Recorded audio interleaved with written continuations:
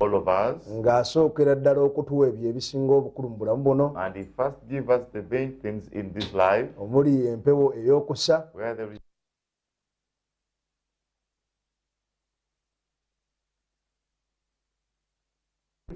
n'ebirala ebiringa ebyo nga emmere etuwa amaanyi. The rest like food which give us strength. N'agikuza okuviira ddala mu ttaka. And He grows it from the ground. Bw'atyo bw'ayogera mu Buulizi essula esooka. That's how we speak Ecclesiastes chapter 1. Olunyiri olw'okuna paka olw'omunaana. That verse 4 up to 8. Tukubuuzaako nti nno oliyo otya nno? We greet you that how are you? Era obulamu bwo buli butya? And how is your life? Tukkiriza nti bugenda kweyongera okubeera obulungi. We believe that's going to move on to be good. Ate nga twebaza erya ku lw'abo abali obulungi. And we thank for the sake of those who are well off. Twebaza Katonda. We thank God. Weebali kulabika ng'okola okusalawo kulungi. Thank you for making a good decision. N'otega Focus of God TV. And you tune Focus of God TV. Eyigiriza amawanga. Disciple in the world. Eyigiriza Africa. Disciple in Africa. Okola bulungi bwereere. Do only goodness. Ne Katonda akola obulungi obusingakaawo. And may God do more goodness to you. Era naawe nga weeyongera okukola obulungi obw'okutegeeza ku balala. And as you move do good as you inform others. Okwongera okutega emikutu gyonna egya Focus of God Media. Move tune all the medias of Focus of God. Omuli Focus of God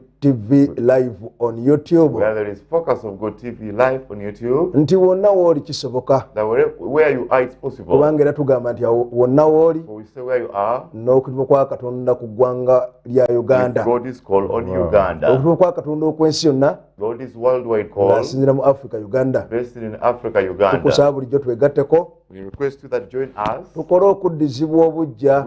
The revival n'okuzza obujja okw'ebintu byonna and restoration of all things okutuuka ng'empagi ya Africa eyimiridde till the African pillar has stood, okutuuka Africa ng'eyimiridde ku mutindo n'omutenda gw'ensi yonna till Africa stood on the global standard and the stage, esobole okuyimira ku lwa Katonda ne ku lw'ensi yonna, that it can stand for God and for the world, ng'ekiragiro kya Katonda bwe kiri, as the command of God is, okuva lwe twayingira ekyasa ky'enkumi right from when we entered the 20th century, ye 1900 AD. that is 1900 AD. Katonda yalagira empagi y'e Misiri Africa ya leero okuyimirira. God commanded the Egyptian pillar, the present day Africa, to stand. Ye Isaya 19:19 paka 20. That's Isaiah 19 verse 19 to 21. Ate era nga bulijjo tuba tukugamba And as always we tell you, nti bwe tutuuka mu wiiki ey'okuna mu mwezi, that when we reach the 4th week of the month, na buli wiiki esooka ey'omwezi, and every first week of the month, tuba ate tukutuusaako pulogulamu 9 eza Gear Up. we reach unto you the 9 Gear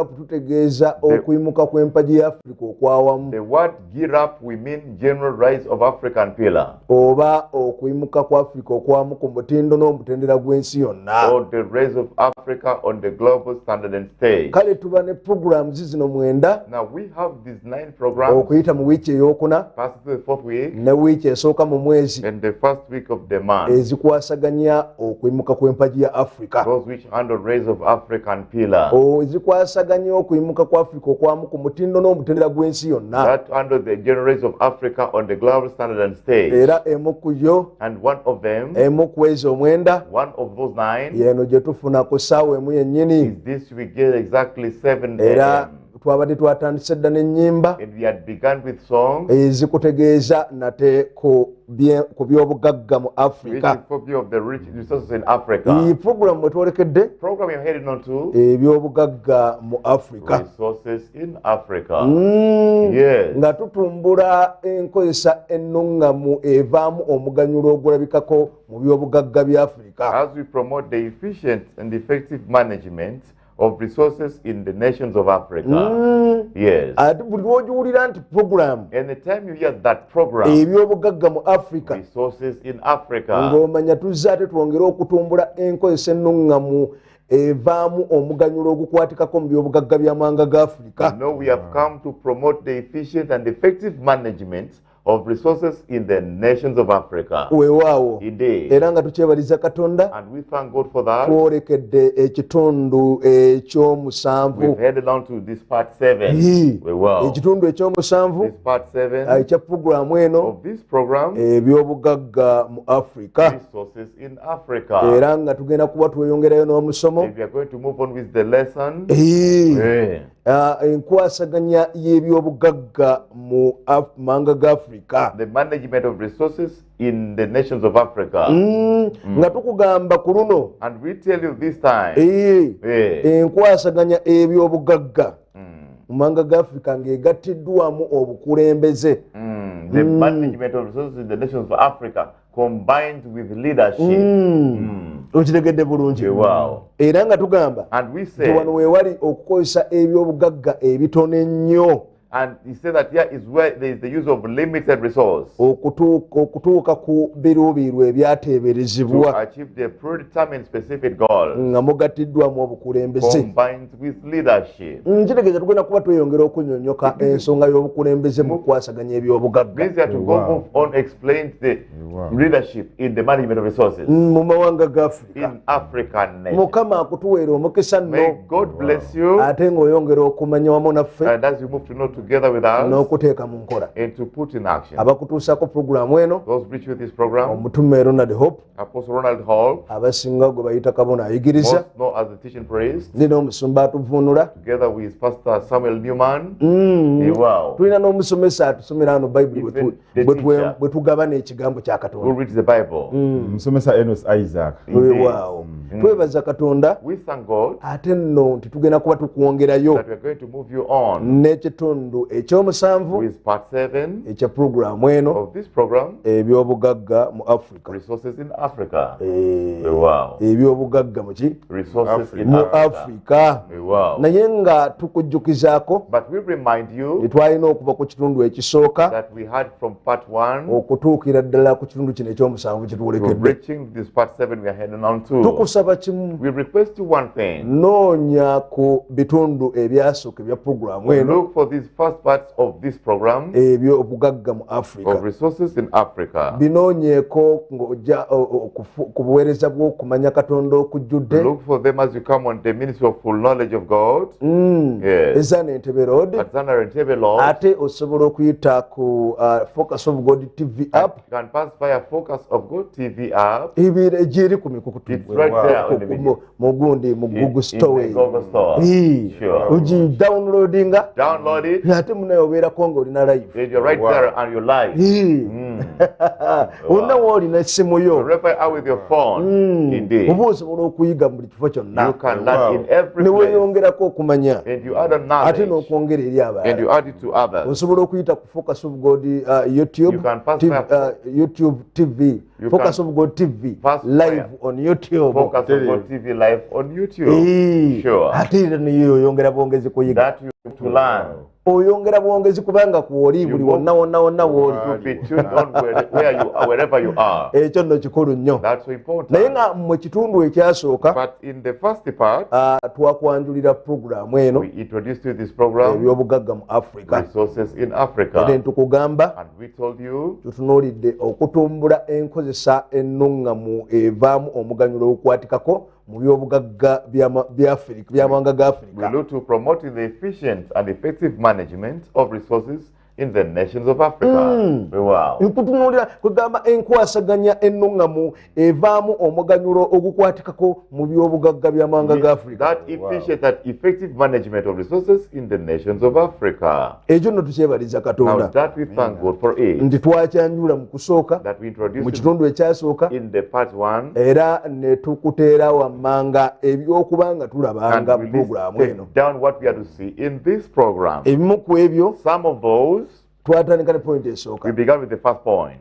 enkwasaganya ennuŋŋamu evaamu omuganyulo ogukwatikako mu byobugagga bya Africa The efficient and effective management of resources in Africa. nga kyekimu ku kye tuli mu kutematema And ennaku it's zino one of what we are breaking down these days. oluvannyuma lw'okimaliriza After finishing A, then tujja kulaba point eyokubiri gye twateeka wammanga wano mu kitundu ekyasooka then see the second point we listed down in the part 1. kyenkwasaganya ennuŋŋamu evaamu omuganyulo ogukwatikako mu misolo n'emu eby'ekkumi biva mu byobugagga bya Afrika. The efficient and effective management of taxes and tithes from the resources of Africa.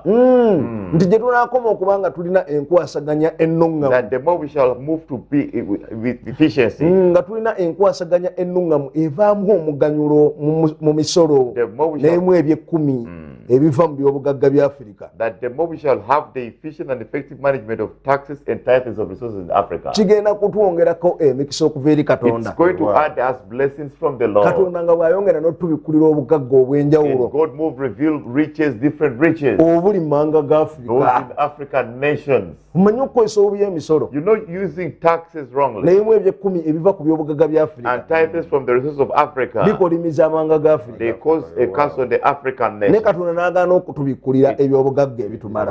ate nga weebiri. Refuse to reveal us riches enough yet they are there.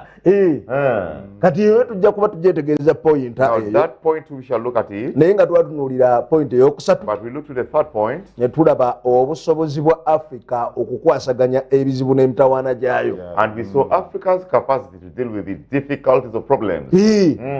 Point yakusatu eyo tujja kuba tugiraba oluvannyuma. We shall see it thereafter. Obusobozi bwa Afrika okwasaganya ebizibu n'emitawaana gyayo. Africa's capacity to deal with its difficulties or problems. Naye nga obusobozi obusooka By the first capacity, Africa erina Africa's enough human resource to deal with its problems. nti obugagga bw'abantu obumala mu Africa okubukozesa okugonjoola ebizibu byayo. Obugagga bw'abantu obumala mu Africa okugonjoola ebizibu by'emitawaana gyayo. Yes. Africa has enough human resource to deal with its problems. Ate twalaba nti point obusobozi obwokubiri. Then we saw the second capacity. Africa's enough natural or physical resources to deal with its problems. Nti obugagga bwa Africa obumala obw'omuttaka bwesobola okukozesa okugonjoola ebizibu byayo by'emitawaana gyayo. Then obusobozi obwokusatu. The third capacity. Africa's enough technological or spiritual resources to deal with its problems and all difficulties. Nti obugagga bwa Africa obw'omwoyo buyite tekinologiya obumala okukozesa okugonjoola ebizibu bya Africa oby'emitawaana gyayo.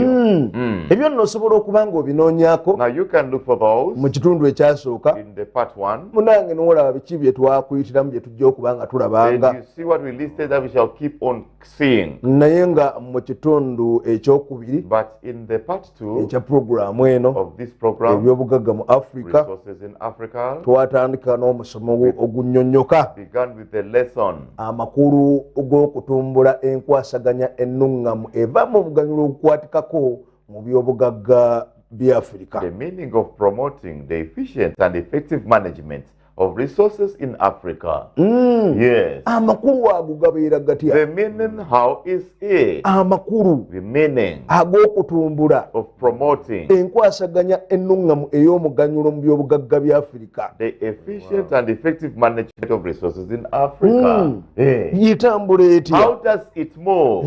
Wow. Era mu kitundu ekyo ekyasooka twatandikira n'okusooka okumanya In that part, obugagga. we immediately began to know resources. Ebyobugagga. The resources. Omanyi obugagga zibeera liches ne bino bya bugagga. You know, these are resources. Ebyobugagga. Ebyobugagga bibeera bitya? How are the resources? Mu kitundu ekyo twalaba In that part we saw nti bino bye bintu ebikozesebwa omuntu okutuukiriza ebiruubirirwa ebyobulamu. that these are things that one uses to achieve objectives of life. Bye bintu ebikozesebwa omuntu okutuukiriza ebiruubirirwa ebyobulamu. That these are things one used to achieve objectives of life. Oba bwe busobozi bw'omuntu mu buli kifo waali. Bwe busobozi bw'omuntu mu buli kifo waali okwasaganya ebizibu. Or it's the capacity of a person in any place they are to deal with difficulties. Era ng'obusobozi buno twagamba nti Africa ebulina. And we say this capacity, Africa has it. Obusobozi buno amawanga ga Africa gabulina. This capacity, African nations have it. Era twalabika Watume 17:26. We saw Acts 17 verse 26. Nti Katonda takuteeka wantu nga tataddeewo bye weetaaga. That God does not put you in a place, He's not put there things you need. Nga tataddeewo bya bugagga. He's not put there resources eziyinza okukozesebwa which can be used oyinza okukozesebwa which can be used okufuna ebigendererwa ebyobulamu to achieve objectives of life. kubanga waba ataddewo tubeerawo okutambulizawo obulamu. For where He's put us there, we move our lives around there. naye nga ebyo But those twabira mu kitundu we ekyasooka saw in this part 2, netwongerako ekyokubiri munne in the part 2, netwongerako n'amakulu g'okutumbula we ebyobugagga. added to see the meaning of promoting the resources.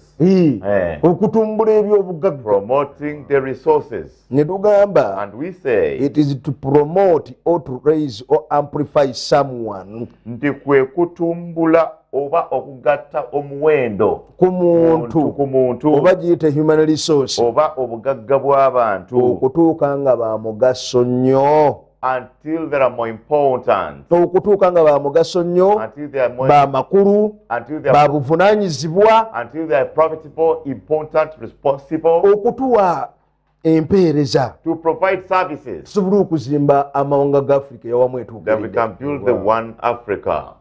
Nkikwegamba ekyobugagga ky'abantu bwe kibawo Now, ekyo if the human resources there, okitumbula to promote it, kuba kukigattako omuwendo it's to amplify it, kibeere nga kya mugaso nnyo that's more important. nga And it's profitable, kigasa profitable, nga kya buvunaanyizibwa. and it's responsible. manyi kibi nnyo okuba nga mulina abantu abamala It's bad to have naye enough nga human resource, batono nnyo abali important. but a few of them are important. Abagasa nga batini Those who are important, there are few. Who are profitable, there are few. era nga ab'obuvunaanyizibwa baki And both batono responsible are few. era nga mubateekako n'ekigambo nti VIP. And you even attach on the word to others that VIP. ndowooza tuliba ne VIP, I think we have very VIP, important what, very important person, ndowooza ne IP, and the IP, important people person. important people or person. kakati n'abasembayo ndowooza ba people bo Even the tebabeerako rest, they are kigambo kyonna people, they are not, they are just there. ate abo be basinga They have been left to be there. Africa wetuli. wetuli tulinamu ba very important person be ba very We have the VIP be batode nnyo, ne IP, ne IP, important person abantu abagasa. batono nabo Those are few kati ba counted. people be bangi. Now abantu abolukale just left there. naye nga ebyo nno bibeerawo. Now those are there. obudde twayonga ne tukugamba Now we move to tell you nti era kwe kugatta omuwendo ku byobugagga eby'obutonde. that it still is to add value. Kwe On the kugatta natural resources. eby'obutonde oba ebya tekinologiya Natural resources or technological resources olw'okufulumya ebyamaguzi. for producing the goods. olw'okufulumya For ebyamaguzi producing the goods n'empeereza and the services. okutuukiriza ebiruubirirwa To by'abantu. fulfill the objectives of naye people. ng'osobola okubinoonyaako mu kitundu ekyo But ekyokubiri you can look for them in the part 2. ate n'osobola okulabika nga weetegereza ebigambo ebyo ebikulu. You look at those great words. Wansi w'omutwe ogugambye And at the heading that has said, amakulu g'okukwasaganya ebyo amakulu g'okukwasaganya gwenkwasaganya ennungamu evaamu omuganyulo mu byobugagga bya Afrika. the meaning of the efficient and effective management of resources in Africa. otegeere ebyobugagga bye biki, And you understand what are the resources. ebintu ebikozesebwa okutuukiriza ebiruubirirwa by'obulamu Things one used to achieve objective of life, oba obusobozi bwa buli muntu mu kifo waali or the capacity of every person, every place they are, okukwasaganya ebizibu bye. to deal with their difficulties or problems. ate ogenda olabiremu n'okutumbula And you ebyobugagga, also see the promoting the resources, engeri gye tubyongerako omuwendo, the way we amplify them, engeri gye twongera omuwendo ku byobugagga eby'abantu bye tulina mu the way Afrika we amplify the human resource in ne Africa, bibeera bya mugaso nnyo. and they are more profitable, Ne bibeera bya mugaso nnyo, more important, nga kwegamba nga bya muganyulo nnyo and profitable, era nga bya buvunaanyizibwa nnyo and they are indeed mu responsible, kuzimba amawanga ga Afrika eyawamu building etuukiridde. the one perfect Africa. N'okugatta ate omuwendo ku byobugagga ebyobutonde add value to the natural resources n'ebya and tekinologiya the technological resources okugyamu ebyamaguzi to get goods out of that. ebisobola otumala mu mawanga ga It can be enough in African nations. ebyo nno kakati twamanya tulaba ekitundu ekyokusatu After we saw the part 3, tetwagala kukulwisaayo don't want to delay you. mu kitundu kino ekyokusatu In this part 3, twagenda mu maaso n'omusomo we moved on with the lesson, enkwasaganya y'ebyobugagga the management of resources. enkwasaganya y'ebyobugagga The management of resources or resource management mu mawanga ga Africa in the African nations. twakugamba nti kuno kwe kukozesa ebyobugagga ebitono ennyo You say this is the use of limited resources. okukwasaganya ebyobugagga Management of resources kwe kukozesa ebyobugagga ebitono is the ennyo use of limited resources okutuukiriza ebiruubirirwa to ebyateeberezebwa achieve the predetermined specific goals. ebiruubirirwa The ebyateeberezebwa predetermined specific goals nga mugattiddwamu okulengerera ewala combined it with foreseeing, mugattiddwamu okutegeka combined it with planning, mugattiddwamu obukulembeze combined with leadership n'obukugu obuteekesa mu and nkola the execution skills. manyi bw'oba tolina bukugu buteekesa mu You have nkola execution skills. musobola okuba n'ebyobugagga You can have resources there. nga naye temusobola bikolako wadde ekintu kyonna okufuuka ebyamaguzi You can't do anything on them to turn them to goods. okufuuka ebyamaguzi oba empeereza Turn them to goods or services. tewali bukugu biteekesa muki There is no execution skill. era bwe tunaatuuka ku pointi When emusonga we shall reach that point, janyeegamu enyamiza nnyo. olw'ensonga tugenze musomero emyaka mingi For naye the school tufuna many years, bukugu obwo we never get those execution skills. Hallelujah. Hallelujah. So nno twatandika ekitundu ekyokubiri nga tunuulidde ekyokusatu We began part 3 nga tunuulidde amakulu g'okukwasaganya ebyobugagga mu mawanga ga looking at the meaning of management resources in Africa. era ntugamba nti kwe kukozesa ebyobugagga ebitono ddala It's the use of the limited resources okutuukiriza ebiruubirirwa to ebyateeberezebwa achieve the predetermined specific goals. mugattiddwamu okulengerera ewala Combined with forecasting, okutegeka planning, obukulembeze leadership, n'obukugu obuteekesa mu and nkola execution skills. era ku mulundi ogwo twatunuulira nnyo In that time, we looked at most okulengerera ewala mu kukwasaganya ebyobugagga forecasting in management of resources. ne tugamba nti kuno kwe kuteebereza ebyokuteekamu And we said is the prediction of the input n'ebigenda okuvaamu and the outcome.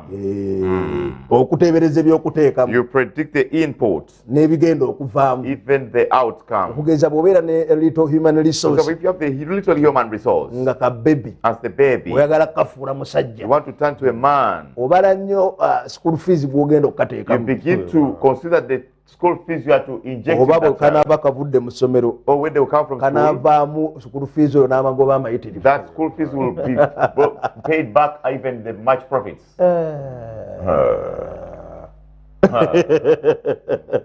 ebigambo ebyo Those words, twabira mu kitundu ekyokumeka we saw them in the part 3. okulengerera ewala Forecasting mu kwasaganya ebyobugagga in the management of resources mu mawanga ga Africa in the African ekyo nation. tetukifaako We don't mind that. kubanga ntugambye nti okuteebereza For we say byogenda okuteekamu n'ebinaavaamu predicting the input and the outcome. netugamba ekyokulabirako nga little human resource a baby Ekyokulabirako nga ekyobugagga eky'obuntu omwana omuto omuwere. when you want to turn him into a man, a great man. Mufula omusajja w'amaanyi. Musajja omulimi nakyenku, omulunzi nakyenku, engineer, professor, doctor. Ng'olina okubayira school fees gw'omuteekamu. Obanga bw'anaavaayo binaavaamu anaavaamu school fees yenna n'amagoba amasukkulumye. The school fees will be paid back and the great profits. Ebyo tetuvaayo tusomesa busomesa. Yeah, we just teach here. Kakati awo netuba nga tuspendinga nnyo. And then we spend much. Management of resources. Mu nkwasaganya ebyobugagga. Kubanga tetwagala kulengerera wala. Because we don't want to forecast. Kuteebereza ebirina otuteekebwamu n'ebyetunajjamu. Predict the input and the outcome. Kakube mu byobugagga ebyobutonde. Even the natural resources. Tutaddemu tutya tugenda kujjamu ki? What input have we put, what outcome is to be? Ebyobugagga ebya tekinologiya. Technological resources. Tutaddemu tutya tugenda kujjamu what ki? Input, what outcome? Naye ebyokulengerera ewala. But forecasting. Kwasaganya ebyobugagga mu mawanga ga Africa. Management of resources in the African nations. Osobola okubinoonyaako mu kitundu ekyo ekyokusatu. Wow. twamulaba mukwati mu kyakuna mu kitundu ekyokuna binoonyeeko mu kitundu ekyokuna osobole okubyetegereza then twayolekera ekitundu ekyokutaano ekitundu ekyokutaano kino in this part 5 twagenda mu maaso n'omusomo we moved on to the lesson okwasaganya ebyobugagga nga mugattiddwamu okutegeka management of resources when combined with planning kwegamba nti okukozesa ebyobugagga ebitono ddala that the use of limited resources okutuukiriza ebiruubirirwa ebyateeberezebwa to achieve the predetermined specific goals nga mugattiddwamu okutegeka combined with planning era kitegeeza nti wano and it means here twalaba nnyo okutegeka mu kukwasaganya ebyobugagga mawanga ga we Africa so much planning in resource management in African nations wow okitegedde bulungi okwasaganya ebyobugagga okutegeka mu kwasaganya ebyobugagga mu mawanga ga Africa planning in resource management in African nations ne tunuulira nnyo okutondawo emitendera egigenda okukolebwa and we looked at formulating of a course or a series of actions emitendera gy'ebigenda okukolebwa formulating a course or a series of oba actions kiyita okukuba pulaani call it to drawing of a plan egenda otuyamba otuukiriza amangu ebiruubirirwa which ebyateeberezebwa enables the quick achieving of the predetermined specific goal. Osobola okunoonya ekitundu ekyo ekyokumeka You can look for that part 5 n'ogenda mu maaso n'obikola ki and you move on to n'obyetegereza and you look at that n'osobola obbiyiga and then you can learn them kubanga mu kitundu ekyomukaaga because in part 6 kitundu ekyomukaaga part 6 ekya puroguramu eno of this program ebyobugagga mu mawanga ga Africa resources in African nations ebyobugagga mu Africa omusomo the lesson gukyeyongerayo oba gweyongerayo nga tugamba moves on we say okwasaganya ebyobugagga management of resources nga tugassemu obukulembeze combined with leadership nga tugassemu obukulembeze combined with leadership netuga nti kuno kwe kwasaganya ebyobugagga ebitono ddala the use of the limited resources okugyamu ebiruubirirwa ebyateeberezebwa predetermined specific goals nga tugassemu obukulembeze combined with leadership naye twagamba nti obukulembeze bukulu nnyo ddala leadership is important naye ate bubadde omutawaana n'endwadde but been a serious problem and a sickness mu kwasaganya ebyobugagga mu mawanga ga Africa in the management of resources in Africa.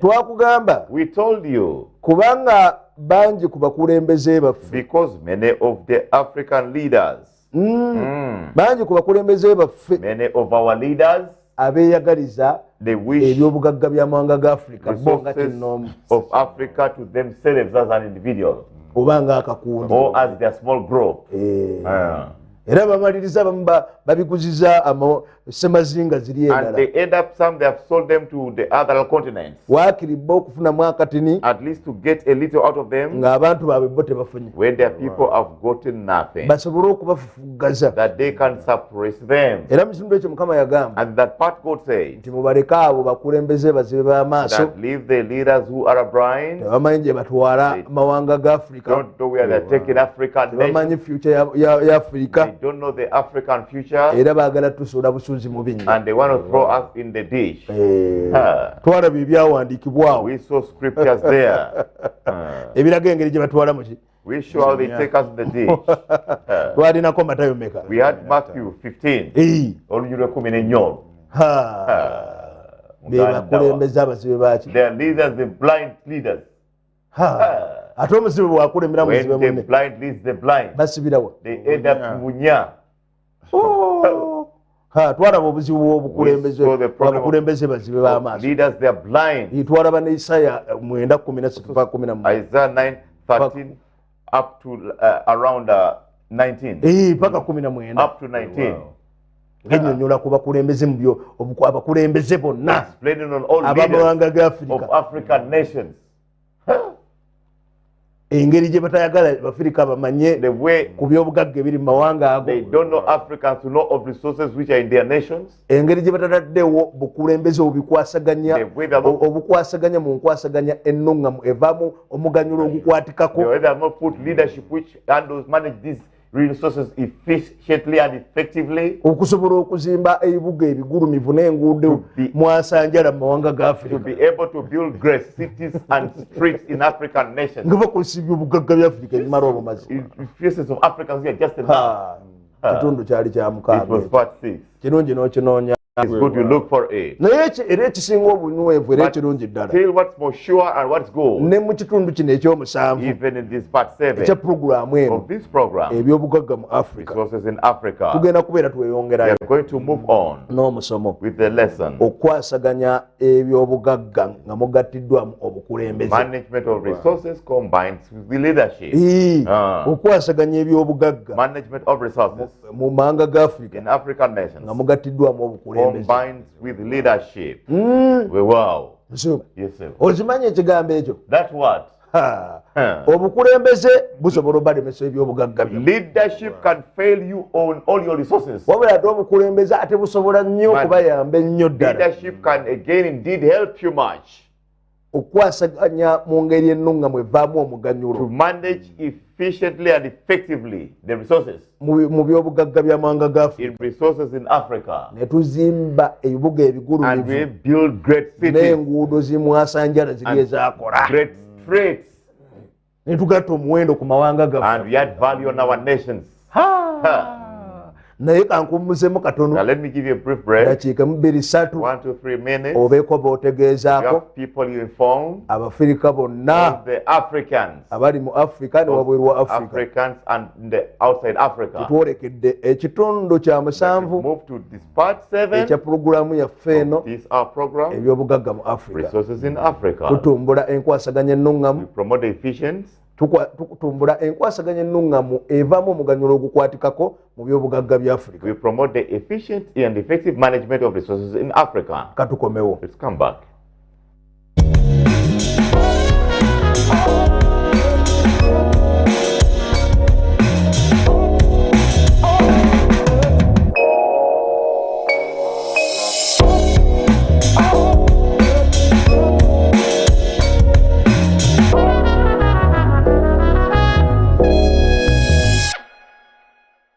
Focus of God TV, discipling the world.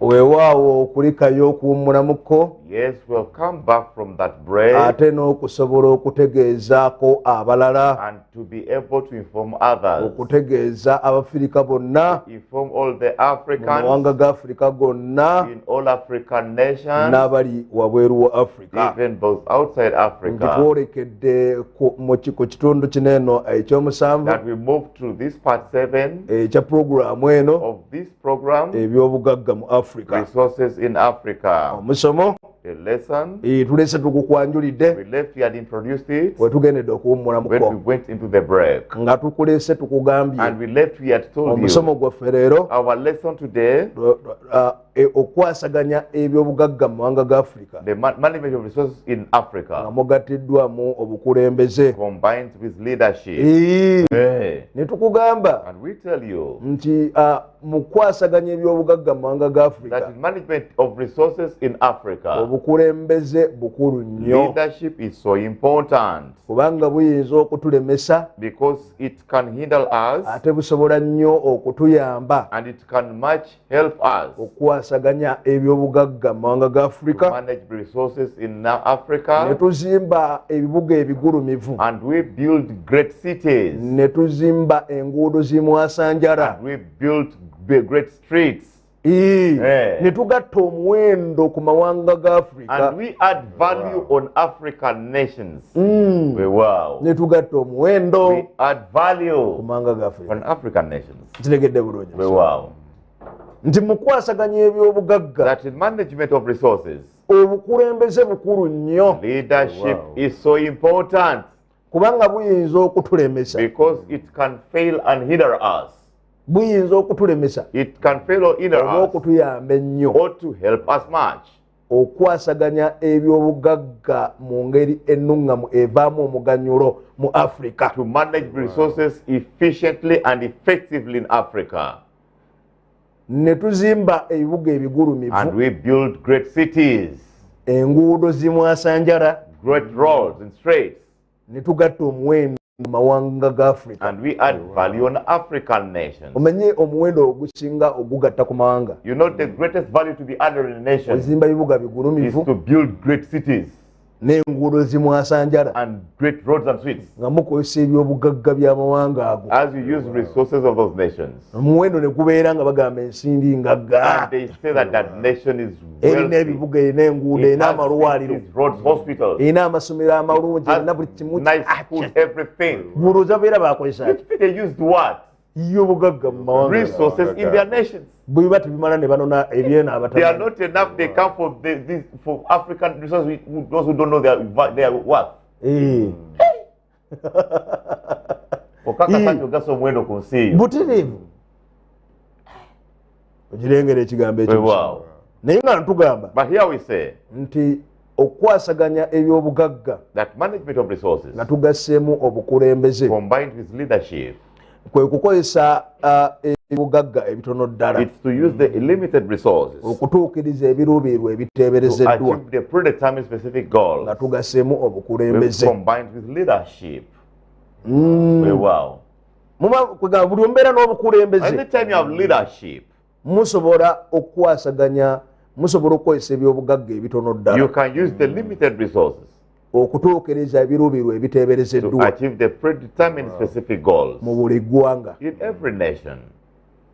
Kasi obukulembeze bubeera nga butebenkevu If leadership is indeed stable nga bukola nga obukulembeze and bwandibadde. it works as leadership is meant to work in its structures. Kati bwe tukugamba Now when we tell you nti okwasaganya ebyobugagga nga mu mawanga ga Africa nga mugattiddwamu obukulembeze, that management of resources in Africa combines with leadership, kitegeeza it means okukozesa ebyobugagga ebitono ennyo the use of limited resource okutuukiriza ebiruubirirwa to ebyateeberezebwa. achieve the predetermined specific goals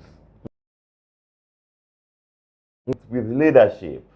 Nti singa obukulembeze bukola nga obuvunaanyizibwa bwabwo we buli That if leadership works as its responsibilities are mu kwasaganya wamu n'abantu in managing together with the people ebyobugagga by'amawanga ga Africa, resources of African nations, tusobola okugyamu omuganyulo ogukwatikako.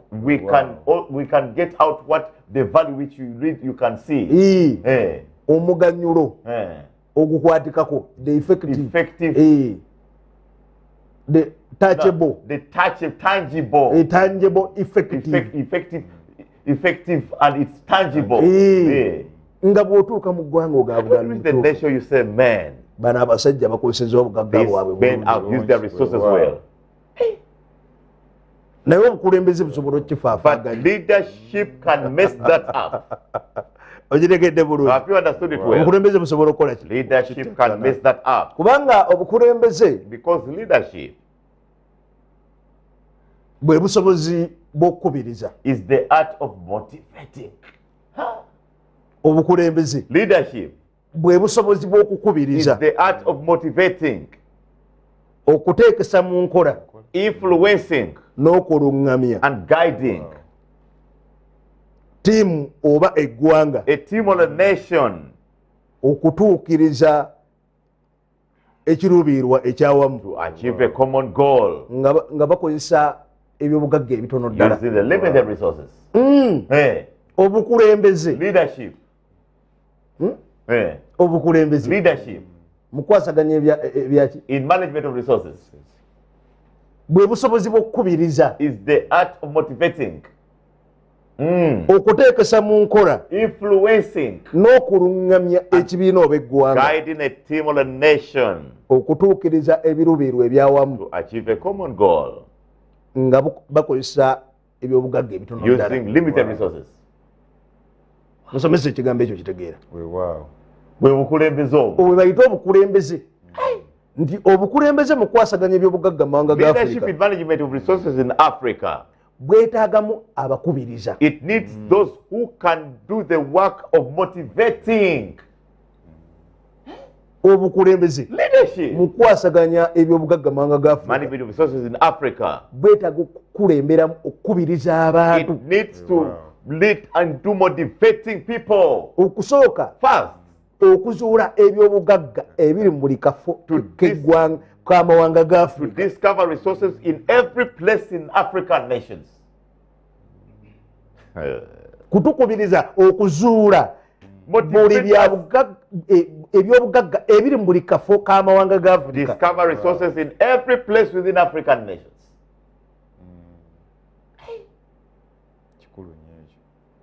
Ogirengereza ekigambo ekyo. Wow. Ekyokubiri The second, obukulembeze leadership okwasaganya ebyobugagga in by'amawanga ga management Africa of resources in Africa bulina okuba nga busobola otukulemberamu okuteekesa mu nkola has to have ability to lead us to lead us influence. okuteekesa mu nkola ebyobugagga ebyo okubyongerako omuwendo tuggyemu ebyamaguzi n'empeereza. Influencing of adding value on those resources that we get out goods and services.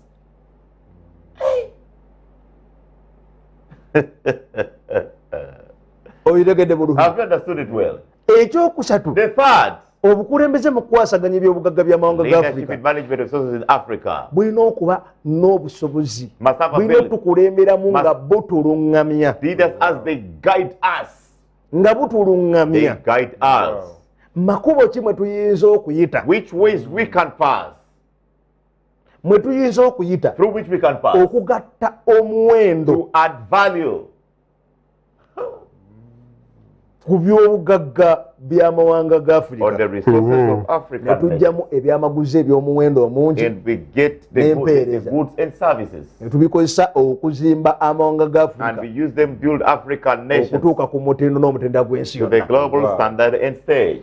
Ebyo byebiri mu bufunze ku buki Those are what, in summary, about leadership obukulembeze on leadership mukwasaganya ebyobugagga in mu mawanga ga management of Africa resources in African nations. nti obukulembeze mu kwasaganya ekisookera ddala The first thing. obukulembeze mu kwasaganya ebyobugagga by'amawanga ga Africa Leadership in management of resources in African bulina nations. kuba n'obusobozi It okutukubiriza must have ability to motivate us okuzuula ebyobugagga ebiri mu buli kafo k'amawanga ga to Africa discover resources in every place within African nations. okuzuula ebyobugagga ebiri biki Discover resources in every. kamawanga ga Africa. bye balina They okukitukubiriza want to motivate us in that. Obuvunaanyizibwa bwabwe. oyiregedde bulungi. Tegera bulungi. Ekyokubiri The second, obukulembeze mu kwasaganya ebyobugagga by'amawanga ga Africa leadership in management of resources in Africa. bulina okuba It n'obusobozi must have the ability obw'okututeekesa mu nkola to influence us. obw'okututeekesa mu nkola To influence us. okwongera omuwendo ku byobugagga bye tuzudde mu buli kafo k'eggwanga lya Africa Add value on all resources we've discovered in Africa. okuggyamu ebyamaguzi To n'empeereza get out goods and services. olw'okuzimba amawanga ga Africa ku mutindo n'omutendera gw'ensi Building yonna African nations on the global standard and stage. kuteekesa mu nkola nti waliwo Influencing ebyobugagga their resources. ebizuuliddwa tubikoze We've tubijjeyo tutya discovered. How can we tubikoze get them? What can we get out of them? Nabakubiriza abafirika banaabwe. nekisugiriza kirabika mu Africa nze nkubuulira Negaalo otanga mpulira ebigambo bino. kati zuuko gano tutandikira Mu butuufu. Bakiyitirivu. Obukulembeze bulina kukola bino. kati buba butugasaki Kuba mu akafaananyi singa nali mukulembeze edda. Nandibadde nabisobyasobya. kati saayo okulembere okitegedde tugambye ekyokusatu The third, obukulembeze leadership. mu kwasaganya ebyobugagga by'amawanga ga Management of Africa resources in Africa balina okuba n'obusobozi obutuluŋŋamya must have ability to motivate us, obutuluŋŋamya to guide us. makubo ki ge tuyitamu which way we pass through okugatta omuwendo ku byobugagga to add value on the resources, ebyobugagga eby'abantu the human resource, ebyobugagga the ebyobutonde natural resources, ebyobugagga ebya tekinologiya technological resources, okubigattako omuwendo tuggyemu ebyamaguzi add n'empeereza value, get out goods and services. tubikozese We use them. mu kuzimba amawanga ga Afrika ku mutindo n'obutendera gw'ensi Build yonna African nations on the global standard and stage. ne batukolera ebintu If they ebyo do those things for us, Singa bijje. nga bwe baagala okufuga ennaku as they zonna want to Awo rule all bafuge. days, let them now lead. Well, Ate awo tubatwire kintu tubabanja. omanyi baagala kufuga nnaku ki You know they want to lead all days. kati bakukolera ebyo bafuga Let them do that for us. They lead all days. Tubale tuba tubaba. tubaagaza Tubagaza ki? Tewaba. kubanga singa abakulembeze baba bakoze ebyo Leaders have done ffe that. tubabanja bye What tukozesa we mu bulamu demand them what we use in this life. tujojjeko ebizibu We take our problems and n'emitawaana the troubles from ourselves. Bafuga. tusabe nnyo katonda abatuwe We pray God give them to us. abakulembeze Leaders mu mawanga ga Afrika in basobola Africa okuyamba okwasaganya who can ebyobugagga by'amawanga help ga us Afrika manage resources in Africa. Mu butuufu twetaaga saba Mukama. atuyambe He help us. katonda waffe Our God yatonda He created Afirika Africa. tusaba otuyambe We ssebo ask you to help us. oba okyusa mitima gy'abaliwo Or you change leero hearts of those here today, oba otuwa abapya or you give us new ones. okwagala kukukolebwa essebo Let kabaka your will bakabaka be done, King of naye Kings. tutaase But save us. obugagga watuwa bungi mu mawanga ga Give the Afrika resources in Africa. naye tulina batukubiriza We don't have those motivate us kubuzuula to discover them. tetulina We batukubiriza don't have those what influence us. okubuteekesa mu nkola To influence us, to influence, don't have to tetulina influence balina us. busobozi kututeekesa mu nkola tuggyemu Have ekintu those to influence us to get goods from them. tetulina We batulungamya don't makubo have- ki ge tuyitamu okugyamu Those to guide us with ebyamaguzi to get goods n'empeereza and services. Bano ndaba nga Katonda alina batonda butonzi. webali beetaaga kutereeza mitwe mu etaano olwokuna yagamba Verse bwati 4 he said like this. katugisome Tugisome mboto. Isaaya essula ya 55 n'olunyiri lwakuna. Isaiah chapter 55 verse 4. Laba, muwaddeyo okuba omujulirwa eri amawanga, omukulu era omugabe eri amawanga. Behold, I have given him for a witness to the people, a leader and commander to the people. omukulembeze A leader. gamba aweebwa abakulembeze baweebwa okuba abajulizi Leaders are given to be witnesses. kubanga ogenda okujja n'okubanga omanyi ensi yevuddewa For you have to come, you have to know where your nation has come from. eri luddawa Where is it? era eragawa Where is it going? kikuyisa omujulirwa That's why you're called a witness. omukulembeze yenna Any leader, olina okuba omujulizi you w'eggwanga lyo must be a witness of your nation. Kituufu. nga omanyi bulungi livuddewa And you know where it has come from? liri luddawa Where is it? era liragawa Where is it going? bw'obanga ebyo tobisobola If you cannot do that, ebyobukulembeze biveemu give up leadership. Abalina kuwanika. kubanga oyinza okumaliza otujja You may end up taking us back from where you came from. Awo oba obujulirwa tobulina. ate oba obulina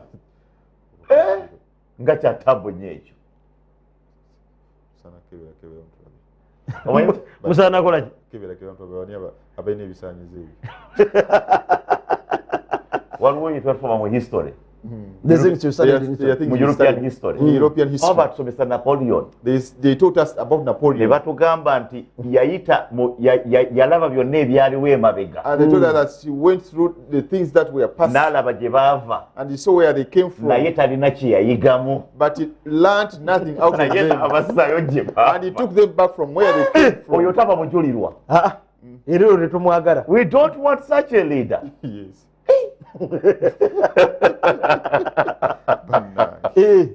kyobula nange ndi mujulirwa That's why you try a nze witness. manye Wow. tuvudde You know, africa Africa. ate kati ombuuza nkubuulireyo nkubuulirayo ne kati ndi mukubuulirayo Era kati kitegeera. Aha. Luli nali manyi ojulira bya mwoyo byokka. Weewaawo muzabu yennyini bali. okitegede omukulembeze yenna Any leader. olina okuba You omujulirwa must be a witness. ng'omanyi bulungi africa You know evuddewa Africa where it's come from. eriruddawo eraga Where is it going? ebadde ekozesa ete ebyobugagga byayo Has bye it been buvuddeko using its resources before? erina bikozesa etya kati How is it supposed to use mu it maaso now? ebyo birikozesebwa biti Ahead, how will let me oba use? mujulizi mu mbeera You eyo were a witness in those things. Kama tusikuta. Ebintu bino bibadde byetaagamu omuvuno These zikabona. things needed an interpreter. Indeed. Yes.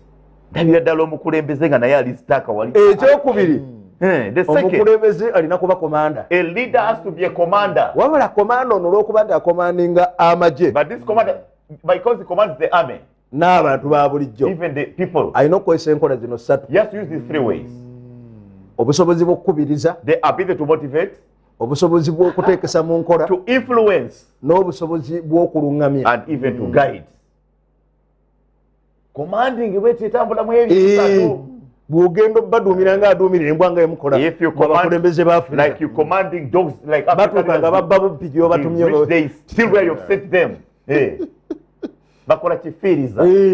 tuli motivative You are not motivative. tosobola kuteekesa mu You nkola can't influence people. tosobola kukola You cannot guide them. ate ka influence If kakugwako you cease to have influence, otandika kujja abo obuvunanyizibwa mu you bifo begin to take people responsible in positions. oteekawo ebisirusiru ebisobola And you pull okuwuliriza obusirusiru daft people who can listen to foolishness. Embeera bwetyo wejja. Abantu bonna abali decent nga babajjawo. anti oba oluzinze ebigondo bisatu biweetaaga ebyobukulembeze Okay, you have ebikulu three attributes of a leader. Kibinya ekyo. kati otuuka nga oli komanda You reach your ng'olowooza commander. gonna gonna You magye think they are all kumbe abamu armies. tuli bantu Yes, ba some of bulijjo. us we are civilians.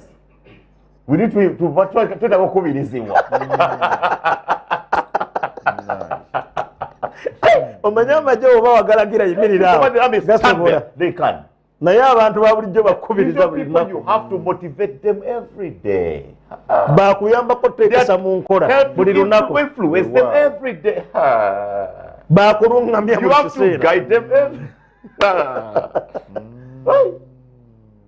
Awo. kati olaba bino bimala okufa mu When this die, naddala mu kukwasaganya ebyobugagga ate wano wazibu nnyo here it's hard. wano wakulu nnyo mu buli This point ggwanga is lyonna important in every nation. Mukama nga yebaliteekawo essomero ly'abakulembeze. Weewaawo. liriwa Lirina wano. Alero ate tusoma tuli kusoma ku bukulembeze. we are studying leaders Nkyayinza okugenda mu bukulembeze I neetagalirayo cannot kati. still go in other schools Mu kaseera kano. in time like this. Naye before nanditagadde. Naye okusooka nalibadde ntagala butagala. omukulembeze wonawuwoli oba mu Every family leader, even in the family. ngakasanga bino ebintu Prove olina okwasaganya this, ebyobugagga you have ebitono to ennyo manage ebitandikirwako the limited resource there. mu famire In your family. ekyobugagga ekisooka ye The mukazi first resource is your wife. Weewaawo. Hey. gwe kyabugagga ekisooka abaana ne baddako Children are the third. ne muba temulina ttaka If you don't have to land, you are the resource abasooka. human resource kiba kyabugagga eky'abantu Mu butuufu. kati walaga tuli baavu tetulina Someone say we are poor, we don't have any resources. tuli baavu nnyo. You resource yourself. Ebigambo bisatu.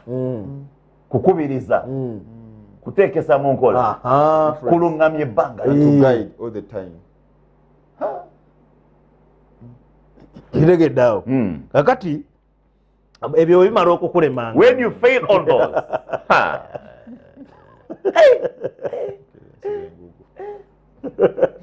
omanye kinagambye kaza bikulema otandika oddumira abantu bonna ng'olinga If ndumira you amagye fail, you begin to command people. Just commanding them. otuuka nga weerabidde bakulonda You bulungi reach, you forget the ones even just voted you.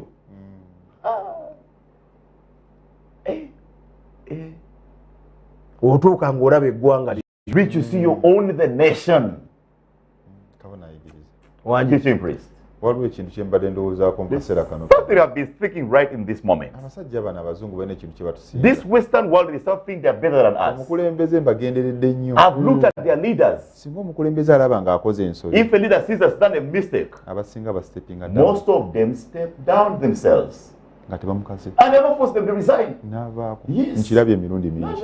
bakyalina kye bayita omwoyo gw'eggwanga They still have what we call patriotism, nationalism. newe wala olaba batusomesa ebyo bikola ate patriotism ne bwogisomesa nga togitali practical tesoboka nani banyi bagisomesa businene ogisomesa otyo omuntu nga biyote bi kakati agitegeera nti bagikola how can they know how is it done? That is academic patriotism kimubutuufu academics muwandike muwandiisi muddeeyo mukole bye mwagala. Go back and do what you want. Okay. Naye but omukulembeze bw'abeera omujulizi. If a leader is a witness ng'amanye eggwanga lye gye lyava and you know his nation where it's come from, wawe eriri where it is and where it's going, ndaba kituuka mu nkwasaganya most ebyobugagga when it reach management of resources, aba amanyi twabikwasaganya eza bubi emabega he knows we tubeera baavu manage them wrongly and we remain poor before. kati alina omumanya we tulireyo tubikwasaganyiza He tutya has to know where we are today. How are we to manage them mu ngeri ennungamu evaamu omuganyulo in an efficient and effective way? tubeeko eddala lye tweyongerako Then we move to another level. alina okuba nga amanyi He must be able to know abaliddawo those who come after, bya bugagga ki bye balisangawo what resources will they find in bali place? bikwasaganya How batya will they manage them? abamujulizi mu past mu present ne mu A future witness mu byayita mu biriwo ne biri mu maaso ebyeggwanga lye of his nation. Mukama Katonda wange. kye bayita legacy. That's why they call legacy.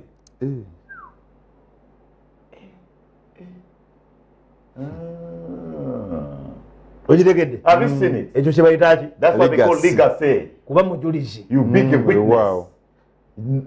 Nkibikuliddwa kati. Bulijjo olowooza Wow. legacy kiki? Legacy. Just take it. Tunnyonnyolewo. Sewo legacy bulijjo. Kale bulijjo manyi legacy. Always I knew that legacy, Omuntu avaawo that someone lives, naye ng'emirimu gye gikyayogera gye but when his work still speak what he naye did. kakati nkibikuliddwa mu bujjuvu. Yet now it is revealed to me in the fullness.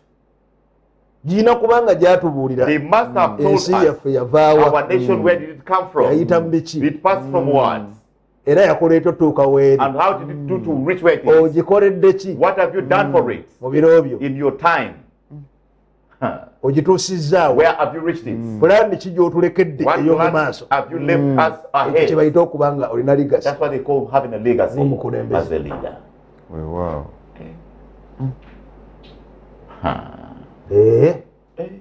obirengedde musimu Mbirengedde. kaakati tulina wano eno Now we have omukulembeze mubikwatuma essula ya the 13 leader in the Acts 13, olwabirimu olumu verse 21. yayitibwanga sawulo He was called Saul. kati sawulo ono Now Saul, teyali mulungi he wasn't good mu kukwasaganya ebyamaguzi in the management of resources.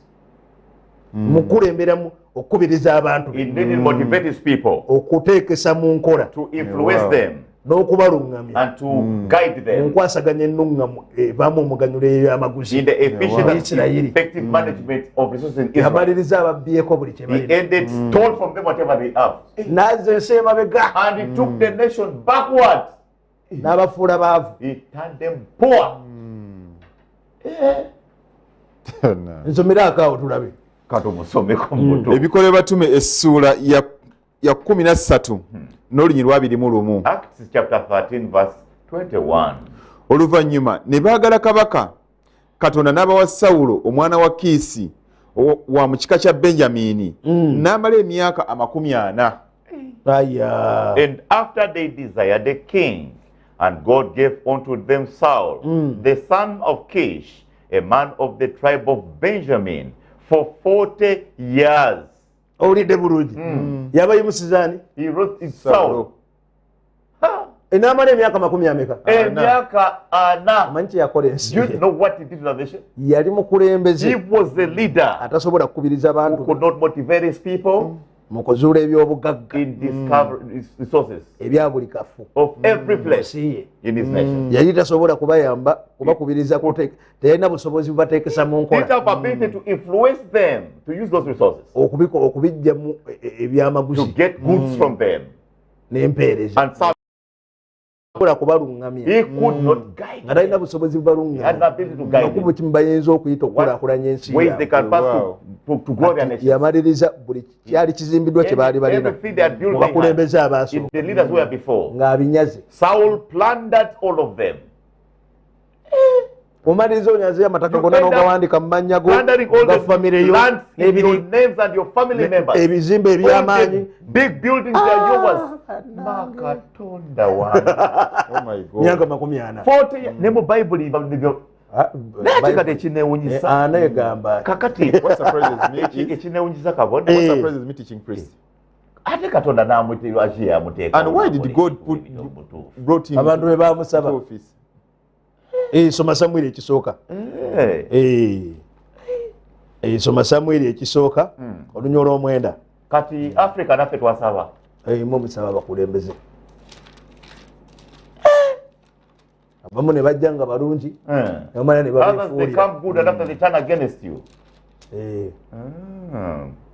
ate bamala okubeefuulira ate ne mutadde eri Katonda gwe ne muteekawo amaanyi g'abantu gokka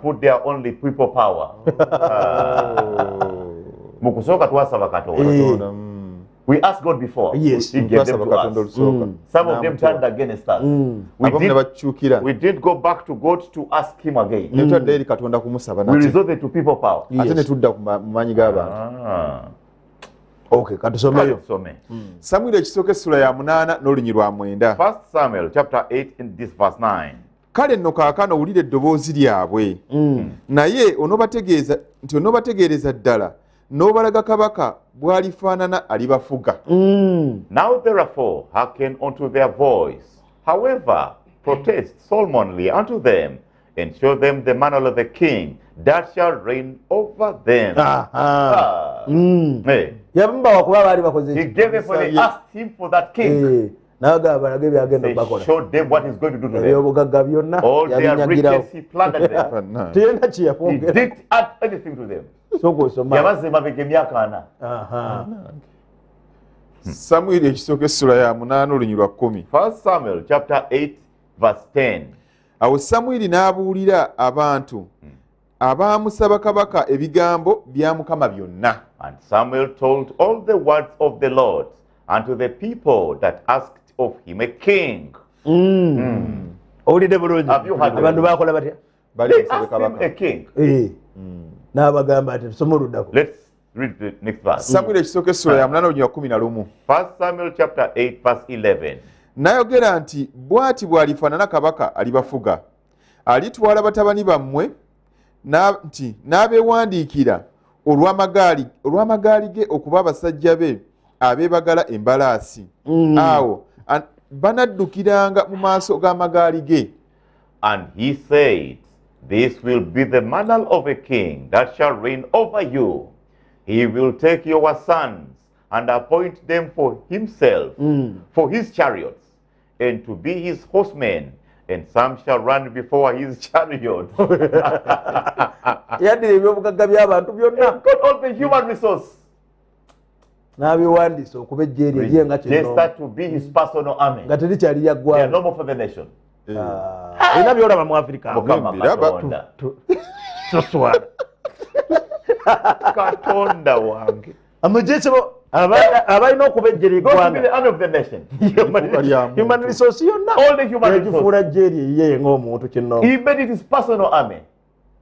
Kabaka Sawulo wuyo kizibu kyennyini. Katonda wange. Okitegedde bulungi. Gunaba abajawandiikibwa bino. Kale soma olunya oluddako. Samwiri ekisooka essula ya 8 olunyi lwa 12. 1 Samuel chapter 8 verse 12. Nti era alibeewandiikira okuba abaami ab'enkumi n'abaami aba5, era alissaawo abamu okulima ensi ye n'okukungula ebikungulwa bye n'okuweesa ebintu bye ebyokulwanyisa n'ebintu eby'omu magaali ge. And he will appoint himself captains over thousands and captains over 50s, and will set them to plow his ground and to reap his harvest, and to make his weapons of war, and equip for his chariots.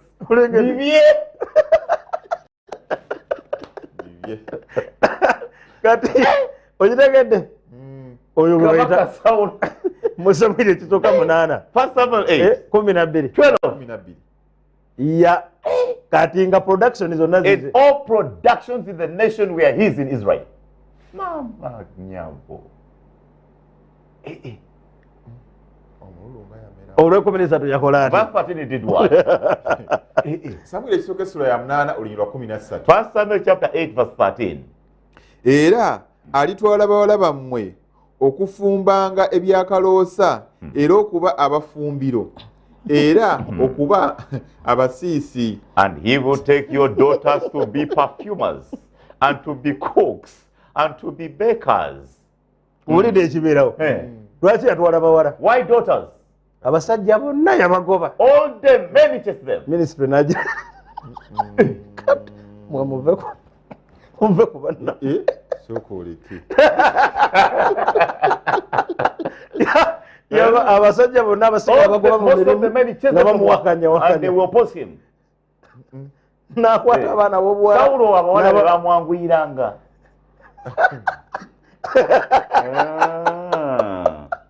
leka naawe naye tuli mu bya Tuli mu Samuel ekisooka essula obukulembeze mukwasa olugero lwa 13 naye nayo Chapter 8 verse 13. But it itself.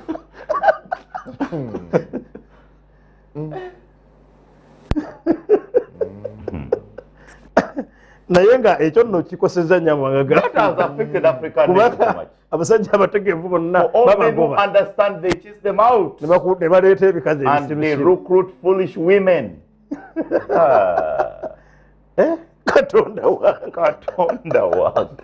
twongere tusome tebakuba emigo Naye kabaka Sawulo nga yali wicked nnyo naye. olwoba oluzinze ebintu biri ebisatu kasita olabe tokyasobola tolina busobozi bakubiriza ability to motivate. tokyasobola You cannot kuinfluensinga influence.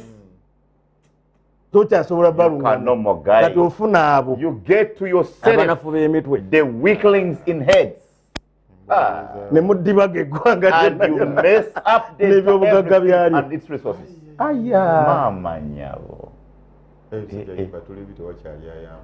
Sawulo, okay. Sawulo yayikola effujjo liyitirivu nnyo era abanaku bonna bamaliza bagenze eri kabaka All those who were poor and indebted ran to join King David.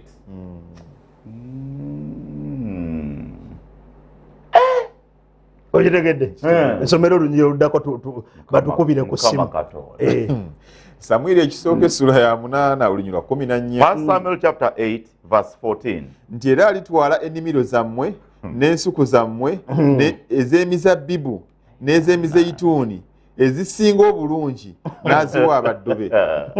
And he will take your fields and your vineyards and your olive yards, even the best of them, and give them to his servants. olidde ekyabeerawo kakati omukulembeze bw'amala oluzinga ebyo ebintu When a leader loses those three kati afunayo attributes, akakundi he ke gets a group Ne small to bagabana himself ensi- and ensi they y'abannaabwe. share the nation to themselves.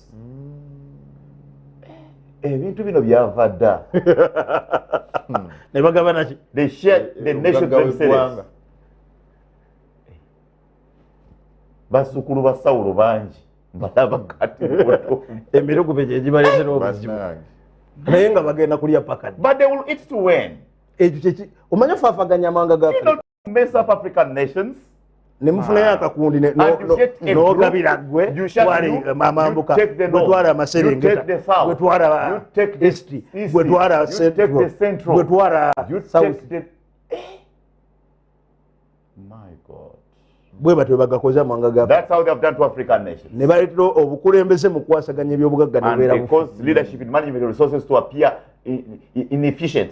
naye katono mbikola tumesula eri ye 13 But when you go to Acts olwabiri mu ebbiri 13 verse 22, yayimusa kabaka Dawudi he rose up King David akole ng'okwagala kwe bwe to kuli do as his will abeere is. omukulembeze To omujulizi be a leader who is a witness. ensi evuddewa Where the nation has come from? ebadde ekozesa etya How has ebyobugagga it used byayo its resources?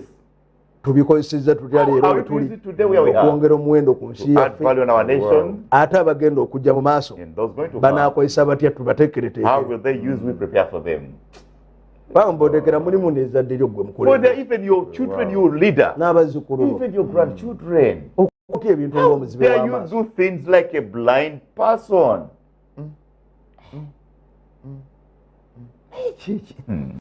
gatusombe kwa tumeno batukubire ku simu ebikola batume essula ya 13 olunyiri lwa 22 Acts 13 verse 22.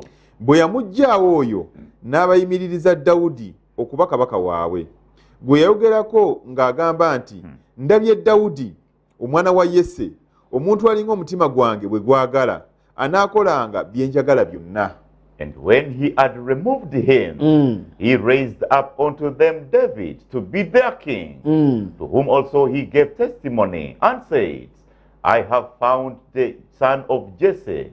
I have found David, the son of Jesse, a man after my own heart, who shall fulfill all my will. owulidde bulungi yamala n'abayimusizani After he rose them up, David, nga agenda kukola ng'omutima and gwa is going katonda to bwe do guli as the will of eri God eggwanga unto the lyamukwasiza nation is given. kabaka dawudi ono bw'osoma mu isa 29 olunya King olusooka David is that 29 verse 1. olunya olusooka n'olwokubiri Verse 1 and 2. yatuuka n'azimba ng'alina n'ekibuga Even had a city of him. yazimba isirayiri n'atuuka n'azimba n'ekibuga Israel even built his own city. Hello? Hello. Waje Kawona igiza mukama fesi kusiye wazibesewo. agulumizibwa ennyo omuyinza ebintu Let him be byonna glorified the Almighty.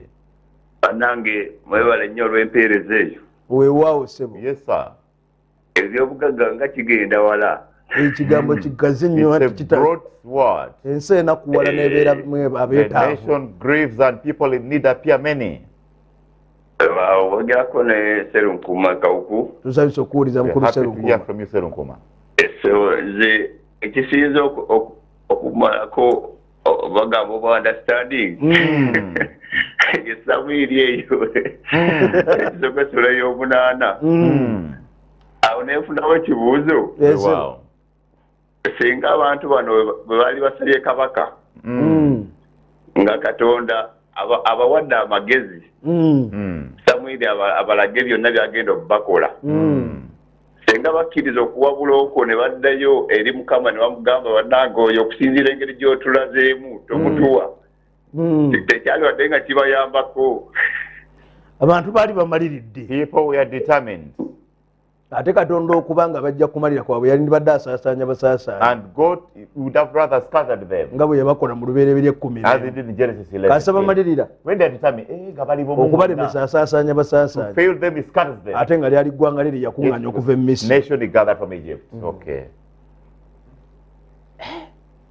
so katonda yegendereza Buli we tulaba obubonero obwo mu Africa tumanya nti ebintu ebisatu omukulembeze byeyandiba abiruuzinze The leader would have has lost them. takyakubiriza He no longer motivates, takyasobola tekesa mu nkola no longer influences, takyasobola no kulungamya. longer guides.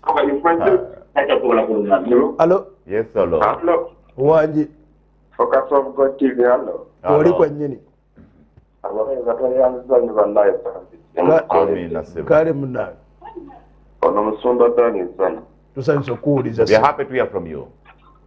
Naye ndoza ze kyendazyewo Afirika tetuyinamu okulembeze tuyinamu bafuzi. Eh. Olwanga okusinziira engeri gye bakozesaamu resources zaffe mu Afirika bazikozesa nga bo baagala kwegaggawa. wali ttabu That's the ate problem where it is. Nga tebafaayo ku bwe bakulembeddemu naye bo beefaako bbonga bokka. Naye era bw'osuulira ku nsi ezimu bwe bali wala baagala genda mawanga g'ebweru. Ate nga bo be bali badde bavunanyizibwa okuteekateeka ebyobulamu wano ebirungi nabo ne baba bajjanjabibawa. weewaawo Naye ndoza ne Katonda atuwa abakulembeze okusinziira ku mitima gyaffe naffe tufaanana. twetaaga kwetereza ng'abafirika We need ffenna to align ourselves, we all Africans. tuli mu revival We need revival. Abafirika ffenna tuliko ekizibu. Naye tweyanzizanika bwe. kale munnange we bali kwekuumira Thank you for tuning on. akageri ke tuli mu revival abakulembeze basobola Since we are in okuddizibwa revival, leaders can be revived. ate naffe ntudizibwa obujja And we to get revived, ne tukwatagana nabo bulungi and we connect them well, ne tukola ebiddako and ebyabanga we do gaffe what's next for our nation. Hello? Hello. kwoli You're munnange on.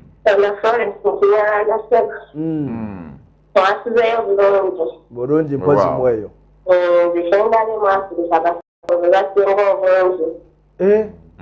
kakati nenkola ziri esatu okubiriza bakubiriza physically bakuba bukubi bakuba bukubi naye kakati awo nembuuza mukama wange nti okusaba Dawudi ono tuddayo tutya eri maaso ga Katonda anditandikirawo wennyini begin right from there. asobola n'okuddira Sawulo n'amugyamu omutima You can even get Saul get out ogwejjinja n'amuwa ogw'ennyama stone, give him a heart of flesh. kuba ye Katonda w'emitima gyonna bakabaka bonna n'abakulembeze bali mu mukono gwe All kings leaders are in his hand. kubwe bafuga By him they reign. amiina ssebo Oh, wow. tweyanza nnyo tweyanzeeke Afrika ng'etuuka ku mutendera gw'ensi yonna amiina Wow. omanye abantu bagenda eri kabaka You Dawudi know, people went to King David ng'ali influential when he was influential. Benyini be bagenda naye. mpozi yali Samwiri Mekeri bakirira eri mu kiwonvu kya Adulam. ne balwegende abaavu abeetaaga bonna ne bakkirira eyo Wow. yali Samwiri kyakubiri nga bwe tulowooza okugisoma nga twongere tufuneyo essimu ntono nnyo Let's get another phone call. olw'obudde tusobole okuba nga tusiibula Because of time, we can leave this place. naye owulidde embeera eyo okwasaganya ebyobugagga mu mawanga ga Management of certain African nations.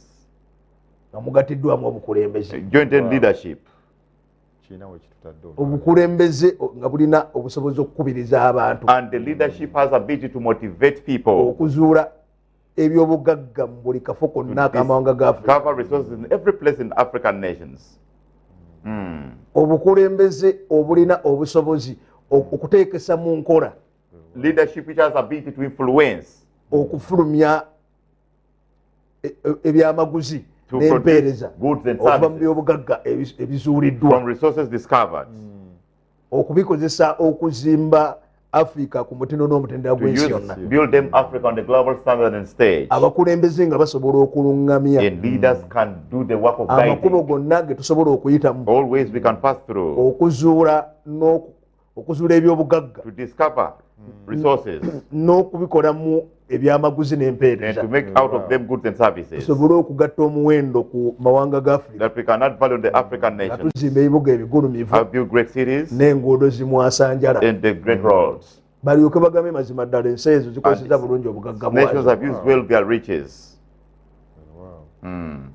nsomesa okiraba ekigambo ekyo naye olw'obudde But because of time, katubasabe mukkirize tukome wano let's request you allow us ebyandikiro tujja bisoma other scriptures, we shall read them. kubanga mu kitundu ekyomunaana Because in part 8, tulinayo the 5 manners or habits which well defines leadership and resource management. empisa etaano oba emize empisa etaano ezivunula obukulembeze mu nkwasaganya ebyobugagga mawanga ga Africa. ekitundu kyakumeka Kya munaana. kasi onaana bakwezi ettaano See those 5? empisa ezo Those 5 amanya habits. olina You abakulembeze know you kati have leaders now.